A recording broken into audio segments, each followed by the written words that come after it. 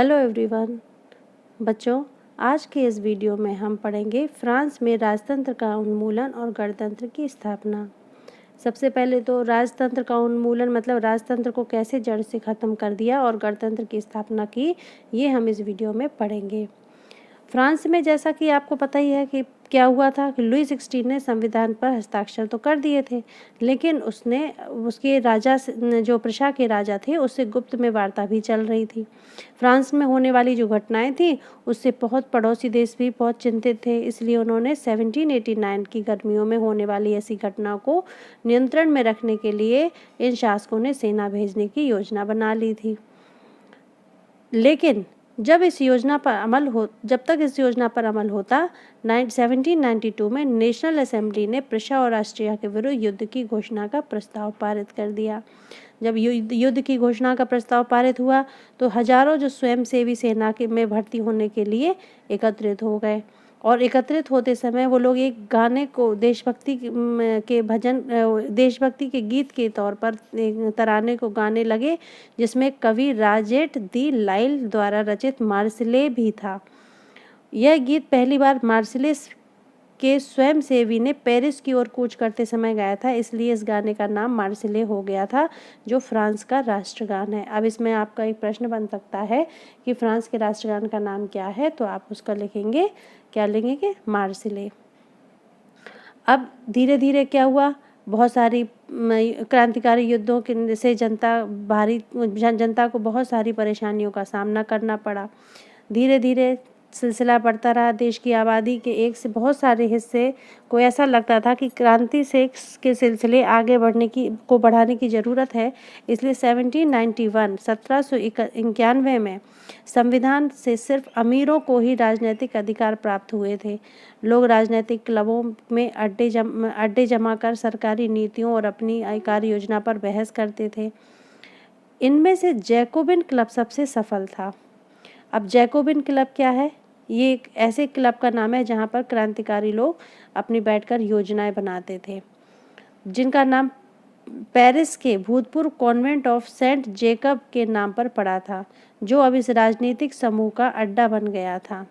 इस पूरी अवधि में महिलाएं भी सक्रिय थी और उन्होंने भी अपने क्लब बना लिए थे। जैकोबिन क्लब के सदस्य मुख्यतः समाज के कम समृद्ध हिस्से से आते थे। इनमें कौन कौन होते थे? इनमें जैसे दुकानदार, कारीगर, जूता बनाने वाला, सामान बेचने वाला, घड़ी साज बनाने वाला, छपाई करने वाला, ये सब लोग थे। तो इसमें ये सब लोग शामिल थे। इन सब का नेता जो था वो कौन था? मैक्समिलियन रोबेस्पियर जो था ये जैकोबिन क्लब का नेता था।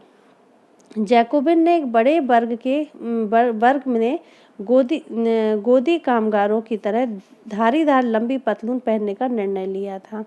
इनकी ड्रेस बना दी गई। जैकोबिन क्लब के जो सदस्य होते थे उनको कपड़ों से पहचाना जाने लगा। उन्होंने समाज में फैशन प्रस्त वर्ग, खासतौर से घुटने तक पहने जाने वाले ब्रीचेस, यानी घुटनों तक पहनने वाले ब्रीचेस, और कुलीनों से खुद का अलग करने के लिए, कुलीनों से अलग मतलब कि हम अलग पहचान में दिखाई दे कि हम जैकोबिन क्लब के लोग हैं, तो उन्होंने अपनी ड्रेस बना ली। यह ब्रीचेस पहनने वाले कुलीनों की सत्ता समाप्ति के ऐलान का उनका तरीका था। अब उनकी ड्रेस कैसी होती थी? ऐसी, ये पतलून पहनते थे जिसपे धारियां बनी होती थी। ये इस तरह की ड्रेस पहना करते थे। इन्होंने इसलिए पहनी ताकि ये लोग दूसरे लोगों से अपने आप को अलग दिखाई दें। ये इस तरह की ड्रेसें पहना करते थे। इसलिए जैकोबिनों को 100 कुलात के नाम से जाना गया, जिसका शाब्दिक अर्थ क्या होता है? बिना घुटने वाले।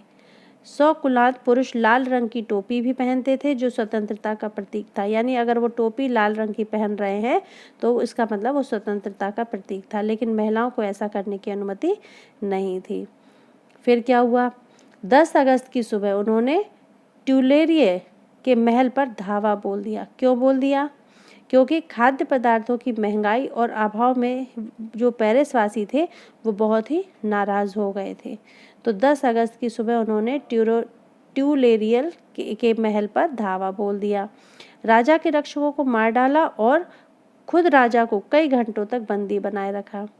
बाद में असेंबली के शाही परिवार को जेल में डालने का प्रस्ताव पारित किया गया और धीरे से फिर नए चुनाव कराए गए। 21 वर्ष से अधिक उम्र वाले लोगों को, चाहे वो पुरुष हो चाहे महिला, सभी पुरुषों को, चाहे वो उनके पास संपत्ति हो या ना हो, मतदान का अधिकार दे दिया गया। अब पहले 21 वर्ष से कम लोगों से अधिक उम्र वाले, चाहे पुरुष हो, पहले सभी को नहीं, जिनके पास संपत्ति नहीं होती थी उनको चुनाव का अधिकार नहीं दिया था पहले लोगों ने, लेकिन अब उन्होंने, चाहे उनके पास संपत्ति हो या ना हो, अधिकार सबको दे दिया गया। नई असेंबली का नाम क्या रखा गया? कन्वेंशन। नवनिर्वाचित असेंबली को कन्वेंशन के नाम से जाना गया। 21 सितंबर 1792 को इसमें राजतंत्र का अंत कर दिया और फ्रांस को एक गणतंत्र घोषित कर दिया। अब देखिए यहाँ पर क्या हुआ, इसके अत्याचारों से परेशान होकर जैकोबिन क्लब का जो सदस्य थे, उन्होंने अपना एक वर्ग क्लब बनाया और उस क्लब के अंतर्गत जितने भी सब चीज़ें थीं वो उन सबको मैक्सिमिलियन रॉबेस्पियर उसका नेता बनने के बाद उसने अपना एक एजेंडा बनाया कि ऐसा ऐसा करेंगे, हम अपने आप को अलग सा पहचान बनाएंगे। उनको अपनी ड्रेस अलग बना ली और उन्होंने अपने आतंक में आकर के राजा को मार डाला और फिर उन्होंने एक नए चुनाव करवाए और उसका नाम कन्वेंशन के नाम से रख दिया। इस प्रकार से 21 सितंबर 1792 को राजतंत्र का अंत कर दिया और फ्रांस में गणतंत्र की घोषणा हो गई। अब गणतंत्र सरकार का वह रूप है जहां सरकार एवं उसके प्रमुख का चुनाव जनता करती है। ये तो आप लोग पहले से ही जानते हैं। यह वंशानुगत राजशाही नहीं है, मतलब ये तो आप जानते हैं, कोई राजा है, ये ऐसा नहीं है कि राजा का बेटा ही राजा बनेगा। ये यहाँ पर जब हमारा स्वतंत्र हो गया है, जब हमारा गणतंत्र घोषित हो गया है, तो अब ये वंशानुगत शाही प्रणाली नहीं रही। यहाँ पर अब आम जनता ही इसका चुनाव करेगी। इस प्रकार से लुई 16 के राज्य का अंत होता है। लुई 16 को न्यायालय द्वारा देशद्रोह के आरोप में मौत की सजा सुना दी जाती है। 21 जनवरी 1993 को प्लेस डी लॉ कॉनकॉर्ड में उसे सार्वजनिक रूप से फांसी दे दी जाती है और ऐसा ही उसकी पत्नी के साथ करते हैं। अब इसके बाद शुरू होता है 1793 से 1794 तक का काल कैसा रहा। 1793 से 94 तक के काल को आतंक का युग कहा गया। अब ये देखिए यहाँ पर आतंक का युग का रॉबेस्पियर ने नियंत्रण एवं दंड की सख्त नीति अपनाई। अब यहाँ पर रॉबेस्पियर का जन्म होता है, यहाँ से रॉबेस्पियर उदय होते हैं। उनके हिसाब से गणतंत्र में जो शत्रु थे, कुलीन एवं पादरी, अन्य राजनीतिक दलों के सदस्य, कार्यशैली से असहमति रखने वाली पार्टी सदस्य, उन सभी को गिरफ्तार करके जेल में डाल दिया गया और क्रांतिकारी न्यायालय द्वारा उन पर मुकदमा चलाया गया। यदि न्यायालय उन्हें दोषी पाता तो गिलोटिन पर चढ़ाकर उनका सर कलम कर दिया जाता था। गिलोटिन 2 खंभों के बीच लटकने वाली मशीन थी जिस पर अपराधी का सर धड़ से अलग कर दिया जाता था। इस मशीन का नाम इसके आविष्कार ये गिलोटिन इसलिए पड़ा क्योंकि ये डॉक्टर गिलोटिन के नाम से ने इसका आविष्कार किया था, इसलिए इसका नाम गिलोटिन पड़ गया। तो यहाँ पर रॉबेस्पियर सरकार ने कानून बनाकर मजदूरों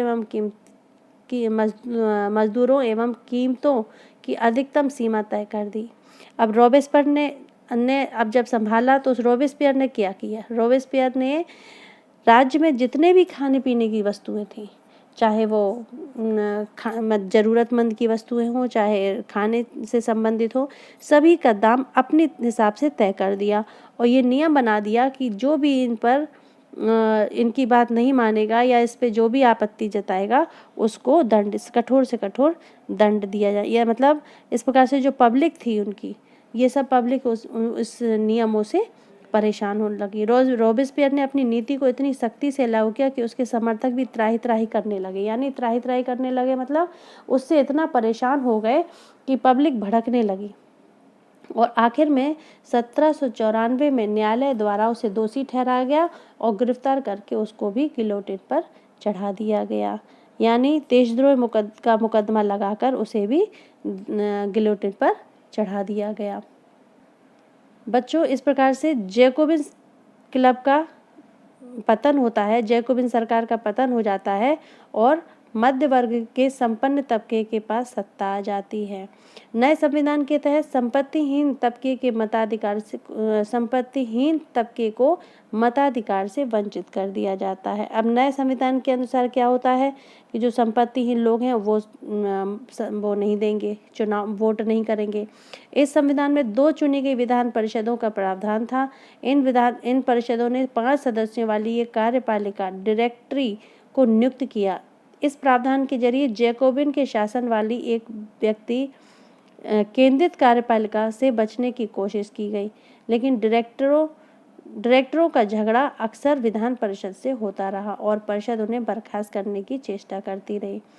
डायरेक्टरी की राजनीतिक अस्थिरता ने सैनिक तानाशाही, नेपोलियन बोनापार्ट के उदय का मार्ग प्रशस्त किया। जब अब क्या होता है, जब आपस में कोई सब लोग लड़ने लगते हैं तो फिर कोई दूसरा ही उस चीज़ का फ़ायदा ले जाता है। तो इस प्रकार से जब इनके पास सत्ता आई तो इन्होंने अपने नियम चलाने शुरू कर दिए, इन्होंने अपना चुनाव प्रणाली अपनाना शुरू कर दी। इस प्रकार से डायरेक्टरों का भी झगड़ा अक्सर विधान परिषदों से होता रहा। इसी बीच में नेपोलियन बोनापार्ट का मार्ग प्रशस्त होता है, नेपोलियन बोनापार्ट का उदय होता है। सरकार के स्वरूप में इन सभी परिवर्तनों के दौरान स्वतंत्रता, विधि सम्मत समानता, प्रभुत्व प्रेरक आदर्श बने रहे। इन मूल्यों ने आगामी सदी में न सिर्फ फ्रांस बल्कि पूरे यूरोप के राजनीतिक आंदोलन को भी प्रेरित किया। तो ये था आपका लेसन। आप लोग इस लेसन को या इस वीडियो को देखकर बुक से पढ़ने की कोशिश करें और इसको समझने की कोशिश करें, और कैसे भी करके आप लोग नोट्स बनाएं। हम तो नोट्स डालेंगे ही, लेकिन आप लोग भी इसको पढ़िए और नोट्स बनाइए। Thank you very much for watching my video.